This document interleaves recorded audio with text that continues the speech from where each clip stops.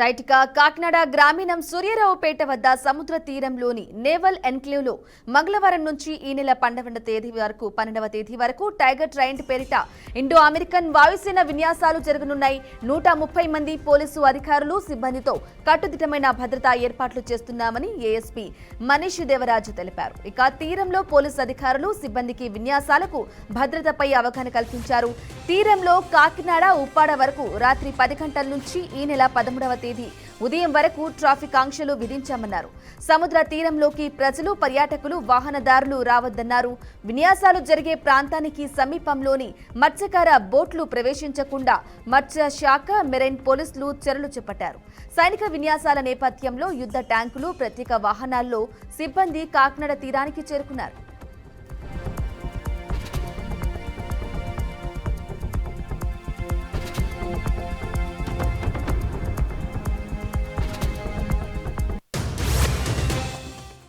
ఇదే అంశానికి సంబంధించి పూర్తి సమాచారం మా ప్రతినిధి నందిని అందిస్తారు. నందిని, గుడ్ మార్నింగ్ బ్రాహ్మణి. ఏదైతే అమెరికాతో సత్సంబంధాలు మెరుగుపడేందుకు దేశాల్లో వెళ్లాలనుకుంటున్న ఉగ్రవాదానికి హెచ్చరికలు జారీ చేశారో 2019 నుంచి కూడా ఏదైతే ఈ త్రివిధ దళాల సంయుక్త విన్యాసాలు అయితే నిర్వహిస్తున్నారు. దీనికి సంబంధించి ఇప్పుడు జరగబోయే విన్యాసాలు అంటే విశాఖలో 2 నుంచి 8వ తేదీ వరకు ఈ విన్యాసాలు జరిగాయి. అంటే 8వ తేదీ నుంచి నేటి నుంచి 13వ తేదీ వరకు కూడా ఈ వేదిక కాకినాడ సముద్రము ఈ విన్యాసాలకు వేదిక అయిందని చెప్పాలి. ఏప్రిల్ 2 నుంచి కూడా ఇది విశాఖలో కూడా జరిగాయి.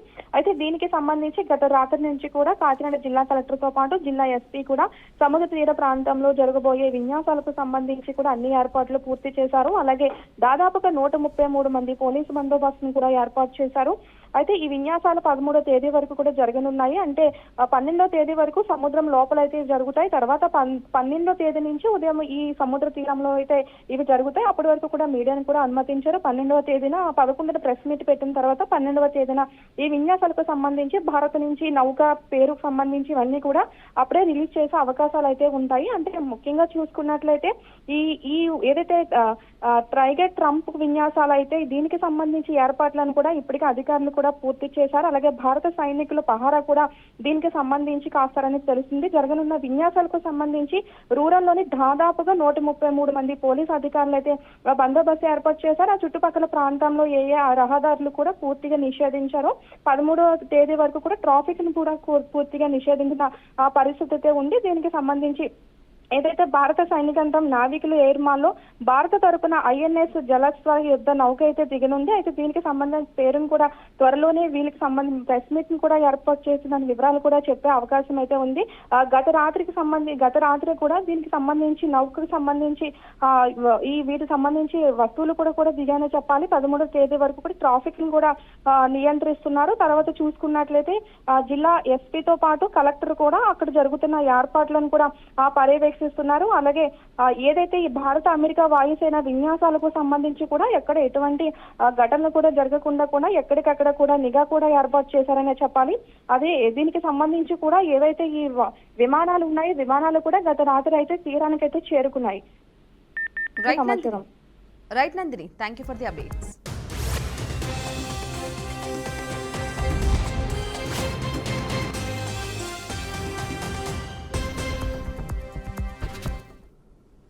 రైట్గా ఆంధ్రప్రదేశ్ ముఖ్యమంత్రి చంద్రబాబు నాయుడు మరో కీలక నిర్ణయం తీసుకున్నారు. రాష్ట్రంలో మరింతగా సుపరిపాలన అందించేందుకు ప్రత్యేక సలహా మండలిని ఏర్పాటు చేయాలని నిర్ణయించారు. ఆర్టీజీఎస్ పై సచివాలయంలో ముఖ్యమంత్రి సమీక్ష నిర్వహించారు. ఇక ప్రత్యేక సలహా మండలి ఏర్పాటు చేయాలని అధికారులను ఆదేశించారు. ఈ సలహా మండలిలో గేట్స్ ఫౌండేషన్ నుంచి అలాగే మద్రాసు ఐఐటి, ఇతర ప్రతిష్టాత్మక సంస్థలకు చెందిన 10 మంది నిపుణులను సభ్యులుగా నియమించారన్నారు. ప్రజలకు మరింత మేలు చేసేలా సుపరిపాలన అందించేందుకు ఇంకా ఏమేమీ చేయొచ్చనే దానిపై ఈ సలహా మండలి అధ్యయనం చేసి సూచనలు చేసేలా ఉండాలన్నారు. ప్రజలకు ఎలాంటి ప్రభుత్వ సేవలు కావాలన్నా ఆన్లైన్, డిజిటల్, వాట్సాప్ గవర్నెన్స్ తదితర సాంకేతిక మార్గాల ద్వారా అందించేలా చర్యలు తీసుకోవాలని తెలిపారు. మొబైల్ ఫోన్ ద్వారా మనమిత్ర వాట్సాప్ గవర్నెన్స్ వినియోగించుకుని ప్రజలు సేవలు పొందేలా అవగాహన కల్పించడంతో పాటు వాట్సాప్ గవర్నెన్స్ ను మరింత విస్తృతపరిచేలా చూడాలని ఆదేశించారు. జూన్ 12 కల్లా ప్రభుత్వం డిజిటల్ రూపంలో అందించగలిగే సేవలన్నింటినీ వాట్సాప్ గవర్నెన్స్ పరిధిలోకి తీసుకురావాలని సీఎం స్పష్టం చేశారు. దీనికి అనుగుణంగా ఆర్టీజీఎస్ లో డేటా అనుసంధాన ప్రక్రియ వేగవంతంగా పూర్తి చేయాలని ఆదేశించారు. మొత్తం 500 సేవల వరకు వాట్సాప్ ద్వారా అందించేందుకు వీలుందని, అయితే ప్రస్తుతం 254 సేవలు వాట్సాప్ గవర్నెన్స్ పరిధిలోకి తీసుకువచ్చామని, 1000కి పైగా సేవలు అందించాలనే లక్ష్యంతో పనిచేస్తున్నామని ఐటీ ఆర్టీజీఎస్ శాఖ కార్యదర్శి కాంటంనేని భాస్కర్ ముఖ్యమంత్రికి వివరించారు.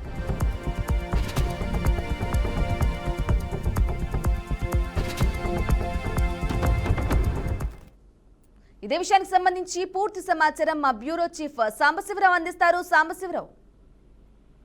బ్రాహ్మణి ఏపీ సర్కార్ మరో కీలక నిర్ణయం అయితే తీసుకుంది. అయితే సుపరిపాలన సలహా మండలి ఆర్జీఎస్ పై సమీక్షలో ముఖ్యమంత్రి చంద్రబాబు అయితే వెల్లడించారు. ఈ రోజు ఆర్జీఎస్ పై ఒక సమీక్ష కూడా ముఖ్యమంత్రి చంద్రబాబు చేయడం జరిగింది. దాంట్లో ఆ సుపరిపాలన కోసం ప్రత్యేక సలహా మండలి ఏర్పాటు చేయాలని చెప్పేసి కూడా సీఎం చంద్రబాబు అయితే సభ్యులుగా నిర్ణయం తీసుకున్నారు. సభ్యులుగా గేట్స్ ఫౌండేషన్, ఐటీ సహా వివిధ రంగాలకు సంబంధించినటువంటి 10 మంది నిపుణులు ఈ యొక్క సభ్యులుగా నియమించాలని చెప్పేసి కూడా ఏపీ ప్రభుత్వం అయితే కీలక నిర్ణయం తీసుకుంది. జూన్ 12 కల్లా కూడా ప్రభుత్వం డిజిటల్ రూపంలో సేవలన్నీ కూడా తీసుకొచ్చే ప్రయత్నం అయితే చేస్తా ఉంది. వాట్సాప్ గవర్నెన్స్ పరిధిలో తీసుకురావాలని కూడా సీఎం ఈ యొక్క స్పష్టం చేశారు. పూర్తి స్థాయిలో కూడా ఏదైతే ఈ సేవలన్నింటినీ కూడా డిజిటల్ స్థాయిలో తీసుకొస్తే కాస్త సులభతరంగా ఉంటుంది. అదేవిధంగా ప్రజలకు సంబంధించినటువంటి సమస్యలు ఏదన్నా కూడా ఈ నిపుణులు అనేది వాళ్ళు ప్రత్యేకంగా దాన్ని దృష్టిలోకి తీసుకుంటారనేది కూడా చంద్రబాబు నిర్ణయం. వాట్సాప్ గవర్నెన్స్ ని ఇక్కడ డెవలప్ చేసి మిగతా రాష్ట్రాల్లో కూడా దీన్ని ఆదర్శంగా తీసుకునే విధంగా ఏపీ ప్రభుత్వం అయితే ప్రయత్నాలు చేస్తా ఉంది. ఇందులో భాగంగానే ఈ 10 మంది నిపుణులను సభ్యులుగా కూడా నియమించడానికి అయితే కీలక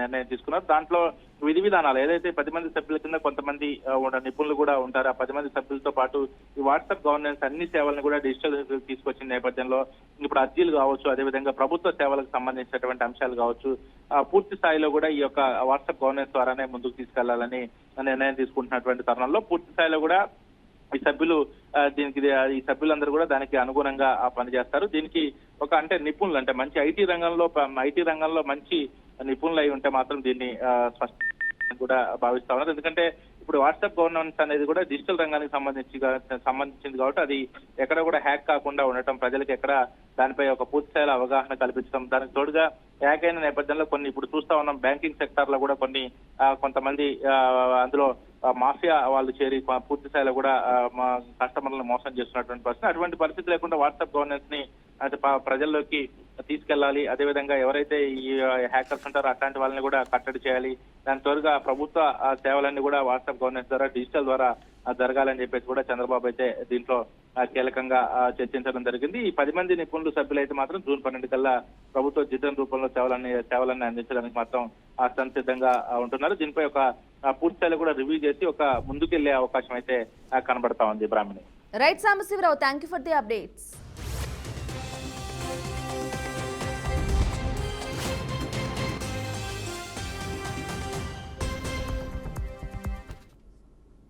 తూర్పుగోదావరి జిల్లా అనపర్తి నియోజకవర్గం బిక్కవోలు మండలంలో గంజాయి రవాణా చేస్తున్న నిందితుడిని పోలీసులు అరెస్టు చేశారు. అతని వద్ద నుండి 21 కేజీల గంజాయిని స్వాధీనం చేసుకున్నట్లు తెలిపారు. నిందితుడిని అదుపులోకి తీసుకుని విచారణ చేస్తున్నట్లు డీఎస్పీ విద్య తెలియజేశారు. ఈ కేసులో సహకరించిన సిఐ సుమంత్, ఎస్ఐ రవిచంద్రని అభినందించి నగదు అందజేశారు. 11 గంటల సమయంలో బిక్కవోలు గ్రామ శివారులో గల సీతారామ చెరువు దగ్గరలో ఉన్న ఖాళీ స్థలంలో మాకు తెలిసిన సమాచారం ప్రకారం గంజాయి తీసుకోబడుతోంది అన్న సమాచారం ప్రకారం మేము ఒక రైడ్ చేయడం జరిగిందండి. అందులో ముద్దాయి మురుకుత్తి సూర్యప్రకాష్ అనే ఇతను నర్సీపట్నం గ్రామము, అనకాపల్లి జిల్లాకు చెందిన వ్యక్తి. ఇతను అతని స్నేహితులైన ఆవాల మణికంఠ మరియు తోలుం రాజు అనే ఇద్దరికి గంజాయి సప్లై చేయడం కోసం తీసుకొస్తూ ఒక మోటార్ సైకిల్ మీద 21 కేజెస్ గంజాయిని తీసుకొస్తూ పట్టుబడ్డాడు. దాని విలువ సుమారు 1,05,000 వరకు ఉంటుంది. పట్టుకున్నాము. ఈ సూర్యప్రకాష్ అనే వ్యక్తి తనకి గంజాయి ఎక్కడి నుంచి దొరికింది అని అడగ్గా తాము ముగ్గురము ఉప్పాడ దగ్గర ఒక చికెన్ షాప్ లో పనిచేయడానికి వెళ్ళినప్పుడు పరిచయమని, వాళ్ళ ముగ్గురికి వాళ్ళ వ్యవసనాలకు డబ్బు సరిపోక వీళ్ళు బిక్కవోలు పోలీస్ స్టేషన్ పరిధిలో ఒక 2 మోటార్ సైకిల్ దొంగతనం చేయడం జరిగిందండి. అందులో ఒకదాన్ని ఏఎస్ఆర్ డిస్ట్రిక్ట్ లో ఉన్న ఒక వ్యక్తికి ఇచ్చి దానికి బదులుగా ఒక 21 కేజీలు గంజాయి తీసుకొని వచ్చినట్టు అతను చెప్తున్నాడు. ఆ సప్లయర్ ఎవరో గూడా మేము తొందరలో పట్టుకుంటాము. ఈ విధంగా ఈరోజు బిక్కవోలు పోలీస్ స్టేషన్ వారు చాలా హార్డ్ వర్క్ చేసి ఆహ్, మంచిగా గంజాయి పట్టుకున్నారండి. గంజాయి అనేది యాక్చువల్లీ సోషల్ మెనేస్. ఇది మనము చాలా కఠినంగా వ్యవహరించాల్సిన విషయం. రైట్, బ్రేకింగ్ న్యూస్ చూస్తున్నాం. ఆంధ్రప్రదేశ్లోని కియా కార్ల కంపెనీలో భారీ దొంగతనం జరిగినట్లు తెలుస్తోంది. కంపెనీలో దాదాపు 900 కారు ఇంజన్లు కనిపించడం లేదని యాజమాన్యం పోలీసులను ఆశ్రయించింది. ఇక ఆలస్యంగా వెలుగు చూసిన ఈ ఘటనకు శ్రీ సత్యసాయి జిల్లా పెనుకొండలోని కియా కంపెనీలో తయారయ్యే కార్లకు అవసరమైన విడి భాగాలు వేర్వేరు ప్రాంతాల నుండి వస్తాయి. ఇంజన్లు తమిళనాడు నుంచి వస్తాయి. అక్కడి నుంచి వస్తుండగా మార్గం మధ్యలో చోరీకి గురయ్యాయా లేక పరిశ్రమలోనే దొంగతనం జరిగిందా అనే విషయంపై ఇంకా స్పష్టత లేదు. ఈ చోరీకి సంబంధించి గత నెల 19న కంపెనీ ప్రతినిధులు పోలీసులను ఆశ్రయించారు. తొలుత ఫిర్యాదు లేకుండా విచారణ జరిపించాలని కోరగా లిఖితపూర్వకంగా ఫిర్యాదు చేస్తేనే దర్యాప్తు చేపడతామని పోలీసులు స్పష్టం చేశారు. ఇక దీంతో కంపెనీ ప్రతినిధులు లిఖితపూర్వకంగా ఫిర్యాదు చేశారు. ఈ కంపెనీలో కారు ఇంజన్ల చోరీపై పోలీసులు ప్రత్యేక విచారణ బృందాన్ని నియమించారని, దర్యాప్తు కూడా పూర్తయిందని పోలీసులు ఉన్నతాధికారులు త్వరలో మీడియా సమావేశం ఏర్పాటు చేసి వివరాలు వెల్లడిస్తారని అధికారిక వర్గాలు తెలిపాయి.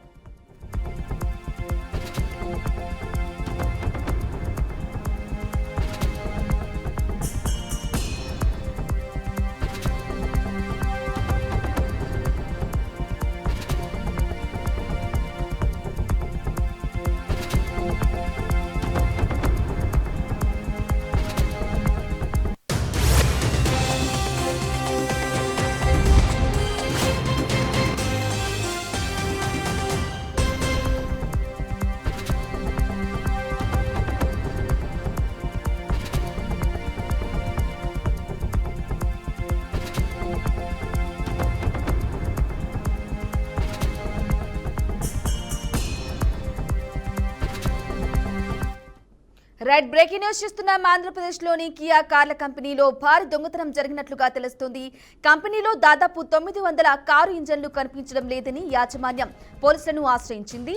ఇక ఇదే విషయానికి సంబంధించి పూర్తి సమాచారం మా ప్రతినిధి ప్రకాష్ అందిస్తారు. ప్రకాష్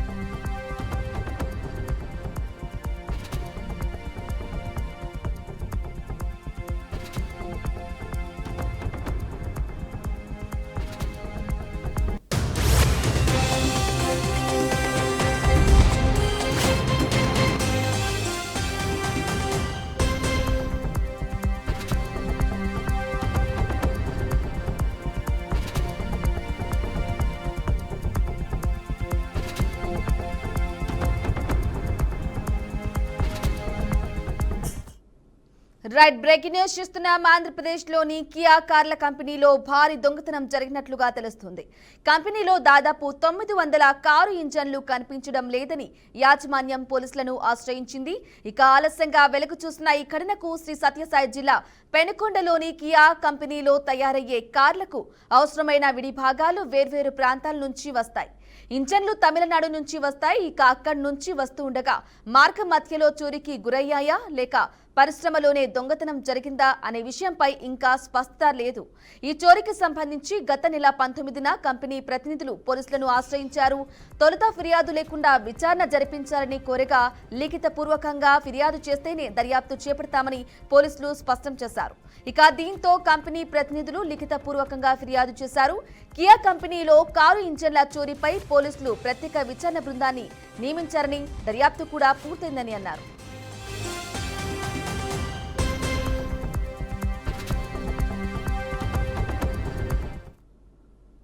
ఆంధ్రప్రదేశ్ ఉప ముఖ్యమంత్రి మరియు జనసేన పార్టీ అధినేత పవన్ కళ్యాణ్ కుమారుడు మార్క్ శంకర్ పవనోవిచ్ సింగపూర్లో పాఠశాలలో జరిగిన అగ్ని ప్రమాదంలో గాయపడ్డారు. ఈ ఘటనలో ఆయనకు చేతులు, కాళ్లకు గాయాలయ్యాయి.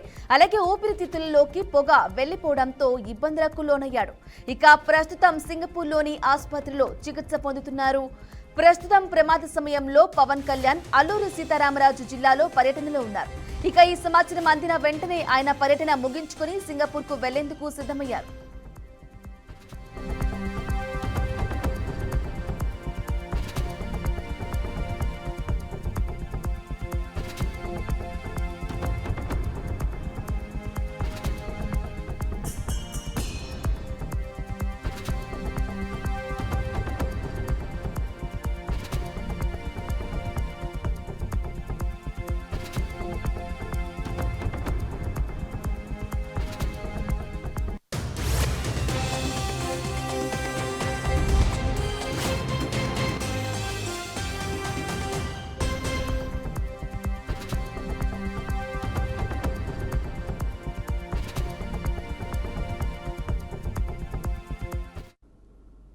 ఇవి ఇప్పుడున్న bulletin updates. Stay tune BRK news Telugu సత్తా.